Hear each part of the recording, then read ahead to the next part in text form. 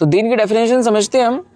تو دین اگر میں سمپل لینگویج میں بتاؤں تو ایک طریقہ ہے زندگی جینے کا جو اللہ اور اس کے رسول نے ہمیں سکھایا کہ آپ کو اس طریقے سے زندگی گزارنی ہے, اس لیمیٹیشنز میں رہ کر کے, اس کی حدیں نہ پار کر کے. اللہ تعالیٰ کتنی جگہ فرماتا ہے کہ میری حدوں کو پار نہ کرنا, میری حدوں کو پار نہ کرنا. قرآن کے اندر میں اس کے لیے سخت عذاب ہے.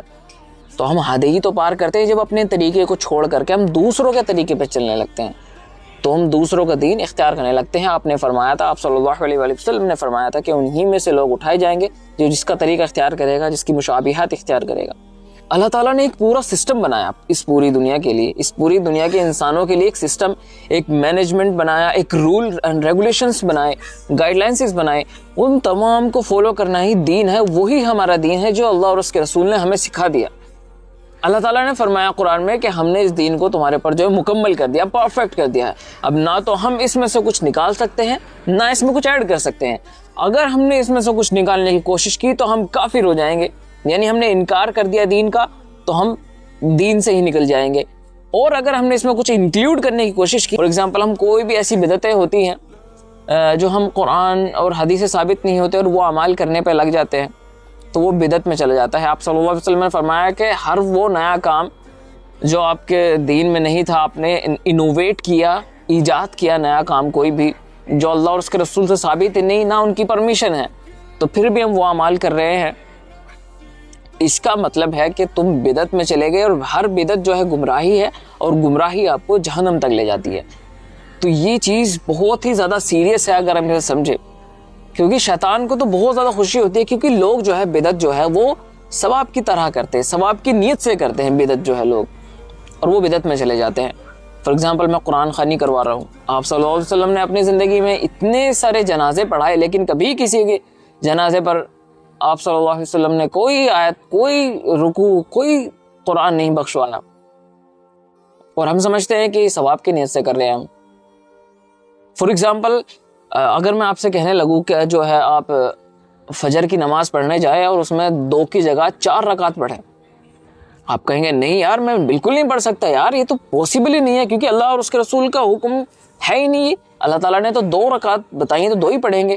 تو وہی تو میں کہنا چاہتا ہوں, وہی تو دین ہے کہ اللہ نے جتنا, اللہ اور اس کے رسول نے جتنا دین آپ کو بتا دیا اتنا ہی ہمیں فالو کرنا ہے, اس میں کوئی ادر چیز ایڈ نہیں کرنی ہے, ورنہ آپ گمراہی میں چلے جاؤ گے. جو دین کو سمجھ لیتا ہے نا ایک بار اپنے دین کو, کہ ہمارا دین ایکچوئل میں ہے کیا, اللہ اور اس کے رسول کا طریقہ, اس کے بتائے ہوا طریقہ ہی دین ہے.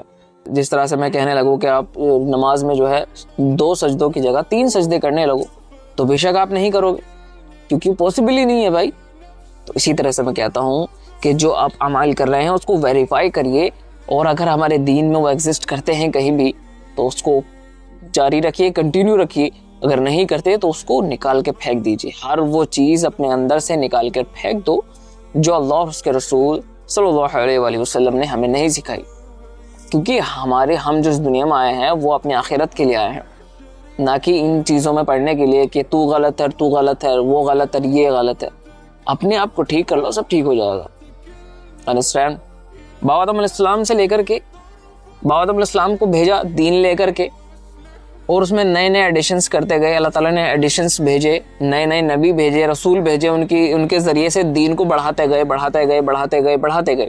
آخر میں جا کے رسول اللہ صلی اللہ علیہ وآلہ وسلم پر اس دین کو مکمل کر دیا.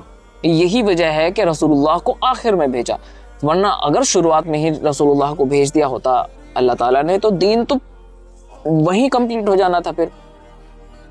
لیکن یہ ایک سیکوینس پہ اللہ تعالیٰ نے بھیجا تاکہ آخری امت کے سارے لوگ جو ہے وہ اس سے فائدہ حاصل کر سکیں.